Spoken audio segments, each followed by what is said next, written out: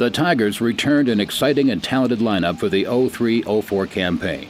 Chris St. Jacques, Darren Reed, and Ryan Hallweg provided veteran leadership and scoring prowess. Jocko, as we like to call him, of course, he was the guy that stirred the pot. He liked to chirp at opposition players and also the officials. And he did everything to get everybody off their game. But he had a tremendous talent. He was very, very quick. He was good around the net. And he was a tough little customer as well. Guys just hated to play against him and was a really, really good player. Wasn't scared of anybody. You always could count on him in tough games. Obviously very skilled, was one of the top scorers in the league for a couple of years. Had great speed and could always be counted on for some exciting play and was always a threat to score.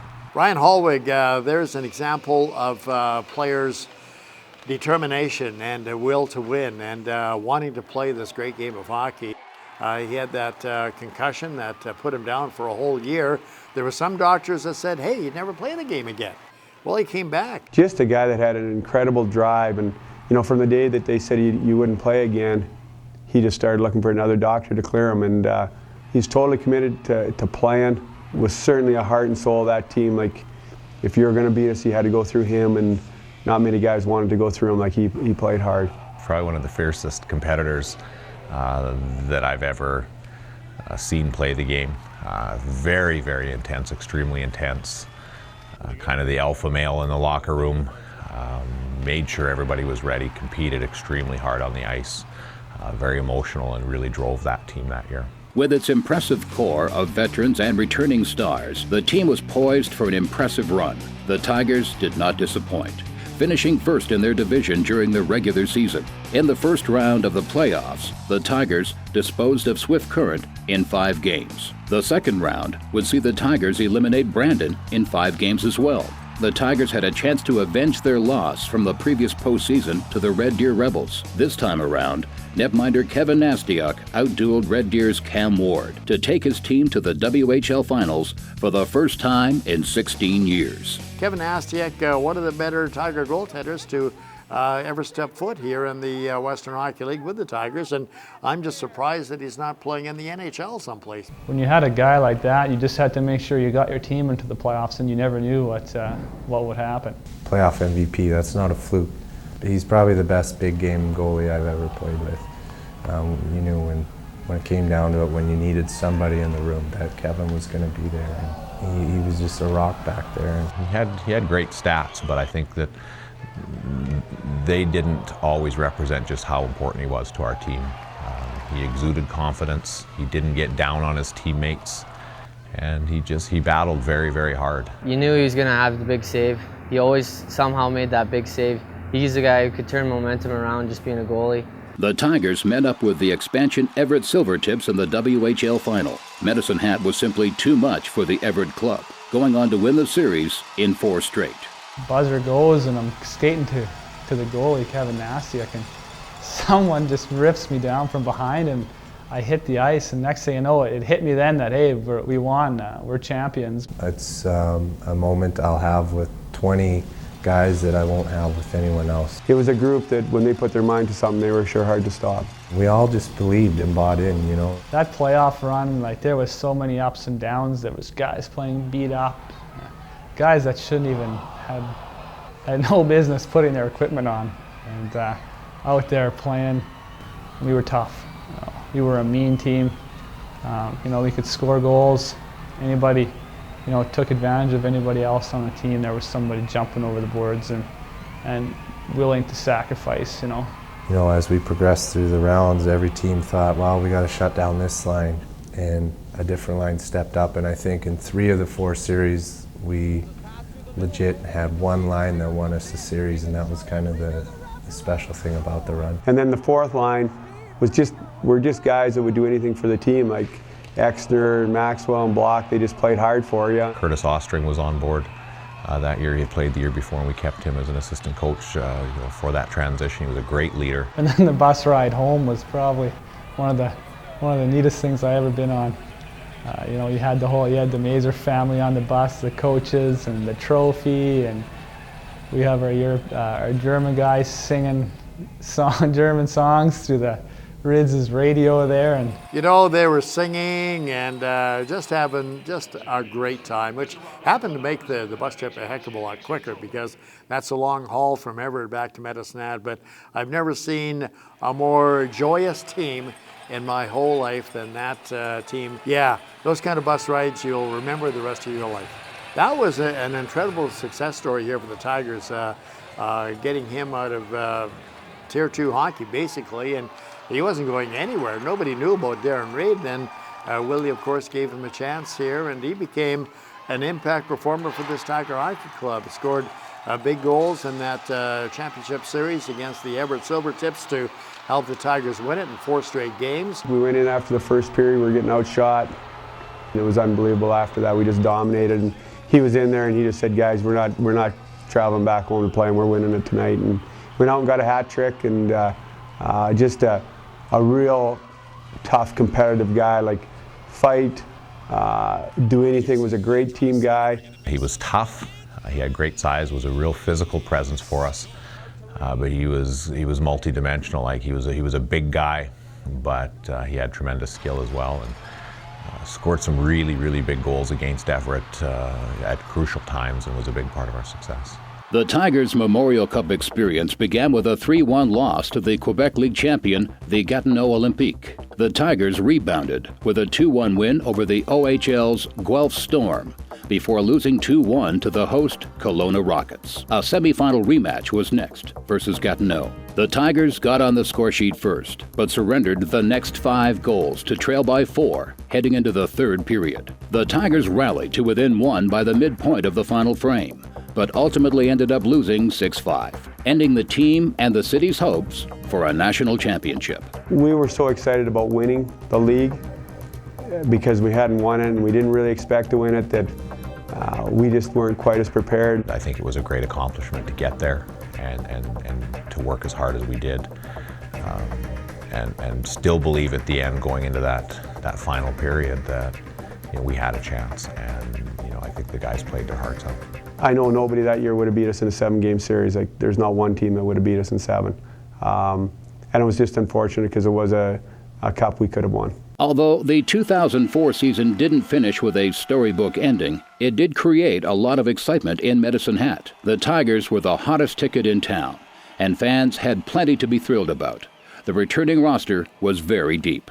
Stephen Meyer from Fox Valley, here's a player that we were just so happy to draft because he was local and so on. And you knew if you got Stephen Meyer here playing at the arena, you'd have all of that whole area, coming here to watch him play. But more important, a big, strong kid, and very skilled, very talented. Fox Valley sensation. He was a real good player for us every day, and just a good player was he. He's a better person, like real good team guy. Could fight, could score. Would do it all for his team. People underestimate how committed Steph was to the game. Like, he wanted to be a player, and he worked hard at his game. it was special for me because it was my favorite team growing up, and it was very exciting. Clark MacArthur, one of the quickest wingers you'd ever want to see anywhere, had a great shot coming off the right side, and he was a guy something like Chris St. Jacques a little bit. He could get under the skin of the opposition and create some havoc, and Clark sometimes had to control himself a little bit. He'd get a little bit over exuberant, but he was a great team guy and scored some huge goals, and he was a big game forward, there's no question about it.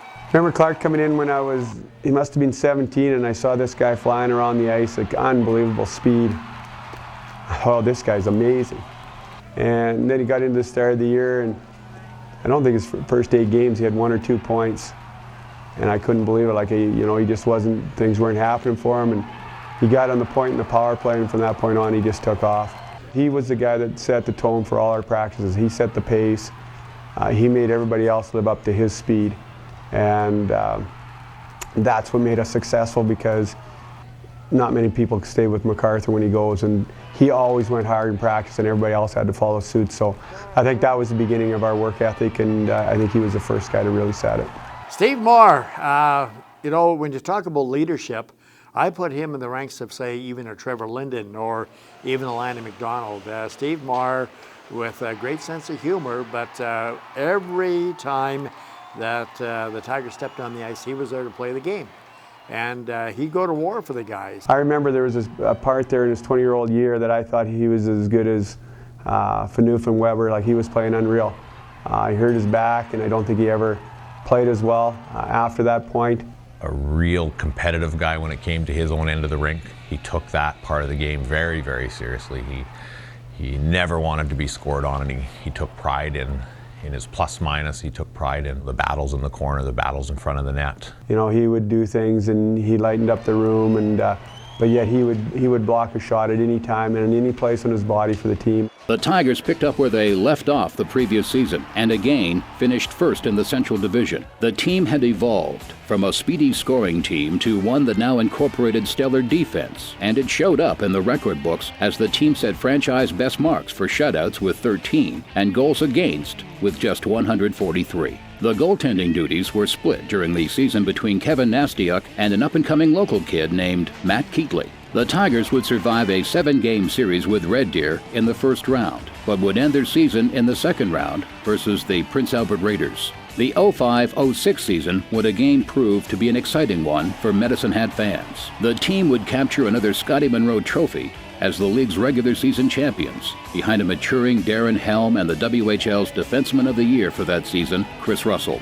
Cam Barker returned to the team late in the season and provided a healthy dose of offense and toughness to the club. Cam Barker, gosh, he had it all, didn't he? Like, Cam Barker was, he had speed, he had those great moves, he saw the ice so very well, had tremendous vision, great shot coming off the back end, a great power play guy.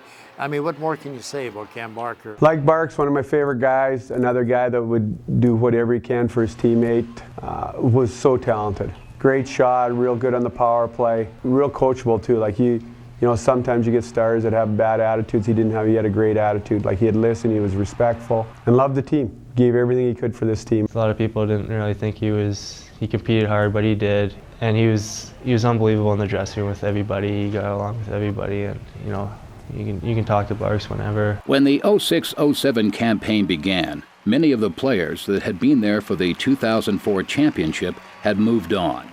Still, the Tigers were a veteran-heavy squad, led by players who had been in Willie Desjardins' system for multiple seasons. You know, for a small player, no player here in the Western Hockey League, I think, contributed and offered so much than what Chris Russell did to the Tigers. He provided a lot for us. Great on the power play, great rushing up the puck. He had a lot of big goals for us. And you know, we can always count on Rusty. Tons of ability, and I think one of those players, just the way he skated, you know, moved up and down the ice, you just knew he was destined for greatness. If you work hard enough, if you believe you can do it, there's really no reason why you can't. And Russ is a guy that proved that. I remember us going out and recruiting him, and him and his dad are there, and Rick Carrier is guaranteeing him all this ice time, and I'm kicking Rick under the table going, Rick, he's 5'8", he's 120 pounds, like, I don't think he's going to be able to play, like, don't guarantee him stuff. And he proved me wrong. The Red Deer series, the one year he battled so hard to get through that series, they just went out and ran him, and he knew that was their strategy, and he fought through it. His heart carried us through some games. He was a Tiger that got things done, and sneaky quick off the back end, great on the power play. When he had to rush with the puck, he always had the green light to do so, scored some big goals when he was rushing down the ice, and an outstanding playmaker. Wasn't selfish at all. If there was somebody in a better position to score a goal, shoot the puck, he was dishing it off to him. Chris Russell, no question, one of the premier Tigers ever. Darren Helm is one of the most underrated Tigers ever. You know, when he had the puck, he could make something happen, and we knew when he did have the puck, he was capable of winning hockey games for us. Helm made himself a player. He was the guy that took over from MacArthur. When MacArthur left, Helm was the guy that set the tone for practice. Went hard every shift, every drill. I always just wanted to, bring energy and kind of show everybody, just, lead by, how hard I was working each night. Just wanted to play so bad. He worked out so hard after practices or games. I'd leave and he'd still be in there working out. And I remember saying to him, I said, Helmer, I'll know when you get a girlfriend. And he got a girlfriend, but you never ever missed working out. Like, he was committed to being a player. Derek Dorsett could really get the opposition off their game. I remember the series against the Red Deer Rebels. He had Dion Phaneuf just turned inside out and backwards and upside down. Phaneuf couldn't do anything. He was so mad at Derek Dorsett. But he did that with everybody. Like, he'd even get the Tiger coaching staff a little bit upset with him sometimes because Derek Dorsett wanted to run the show. The biggest thing you can say about Derek is he's a winner and he won't accept anything else. Losing just isn't part of him. And as a result, he always finds a way to win. He was definitely one of the most competitive guys I've ever met, and he works so hard, and everything he's got, he's deserved. Great player. I had him in Kindersley when I was head coach there, and Willie had brought him out of there. And I remember talking to Derek and saying this was the right place for him to play. Very tenacious, wasn't afraid of anything.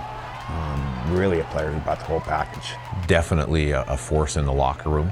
Definitely held the guys accountable. And then he went out on the ice and backed it up with his hard work and his intensity. And he could also play the game. I mean, I think people remember the fights and they remember the battling. But Dors was a good hockey player. The history in that arena, and the organization, the players that have came through there. There's some big name guys that have come through there, and it was just an honor to put on that jersey every night and go out and battle for the crest on the front and do it with such good teammates and fans and people in the city.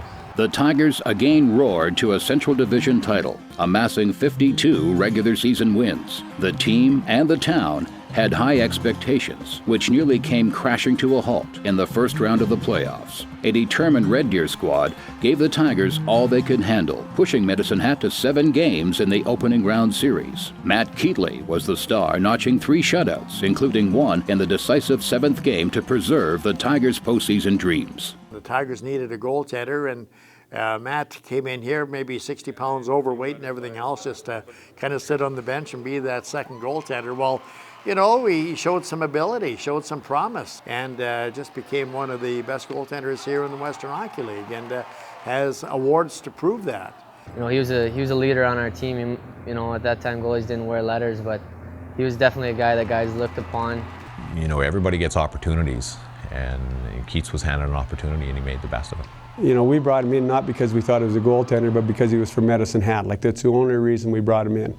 And he saw something that he wanted, and he was willing to take a chance and try to get there. There wasn't much chance that he would make it, but he was willing to take a chance. If you want it bad enough, you can reach out and get it, and Matt Keatley certainly proved that.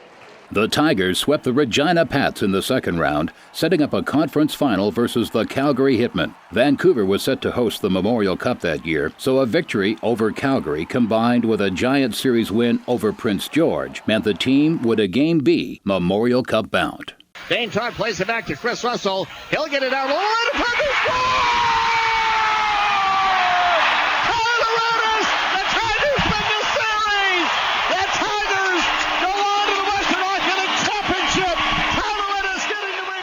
That was a great feeling, knowing that as soon as that puck went in, the series was over and we were going to be playing in the Mem Cup, so that was definitely a huge goal for me. The Tigers would take on the Vancouver Giants to determine the WHL champions for 06-07. Both teams would be heading to the Memorial Cup, but that didn't stop either squad from putting on the most memorable WHL final in league history. The final was a back-and-forth affair, which saw the Tigers jump out to a 2-1 series lead after a Game 3 overtime victory in Vancouver. However, the Giants rallied to lead the series, heading back to Medicine Hat.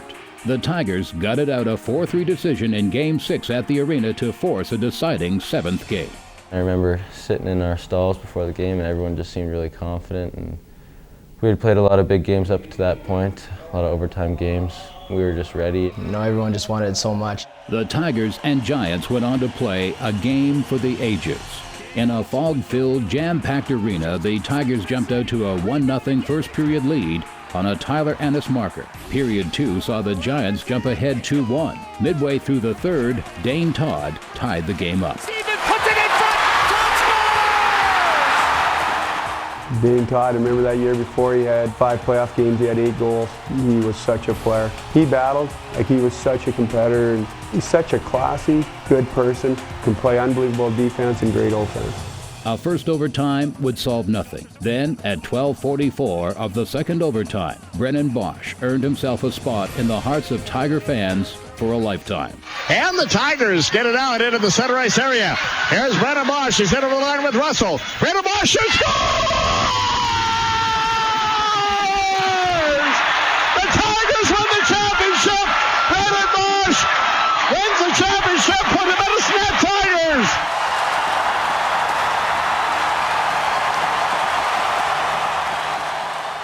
That was the biggest moment in Tiger history, no doubt, in the modern era. He had scored so many big goals for us, you just had it in your mind that somewhere along the line, number 9 was going to be part of this. It's hard to describe. It was such a good feeling. I remember being real tense, and you work that hard, and you look around at the guys, and everyone wants it so bad that when it's all said and done, and you see the puck go in, it's almost like relief too. And to kind of be the one to get the shot that goes in. It's a good memory and very special, and it's something that I'll be happy to remember for. When we seen Bosch jump up in the air, that was pretty, I don't know if you could describe it in words, just the fans, especially being in Medicine Hat. Fans are going crazy, everybody else is going crazy. Guys are just rushing in there as quick as possible to, congratulate everybody. I get goosebumps every time I watch, every time I think about it, every time I see the highlights from the game, so I'll never forget it, and it's probably one of the best feelings I've ever had. When Boscher put that one home and ended that tough series, and we lifted that cup, it was the best memory I think anyone could have playing junior hockey. Game 7 at home in overtime. You just can't script anything better than that. It was just awesome. It had to be one of the best WHL finals to date, and I was pretty excited to do that. We were wanting it. We've wanted it for 3 years. That team, ever since '04, we wanted to get back. And I had a real committed group of guys. And they believed. It was just one of those teams that connected at a high level, and all the things that make a team winners. I think we all had. We just had a great family, and I think that was what might have won us the championship, was the fact that we had such a good team, but also the fact that we were so close and just battled for each other. We had a lot of great leaders on that team. Russ and Michael Sauer and Gord Baldwin, Matt Keatley, Darren Helm. I think that's what made us, successful. Is we had all sorts of different kind of personalities as leaders, and I think it helped us a long ways. It was more than just going to the World Cup. It was about pride at that point. For us to get all the way to the finals and go 7 with Vancouver, that was an unbelievable series. Guys are going to remember that for the rest of our lives. For the second time in the Willie Desjardins era, the Tigers were WHL champions and headed to the Memorial Cup.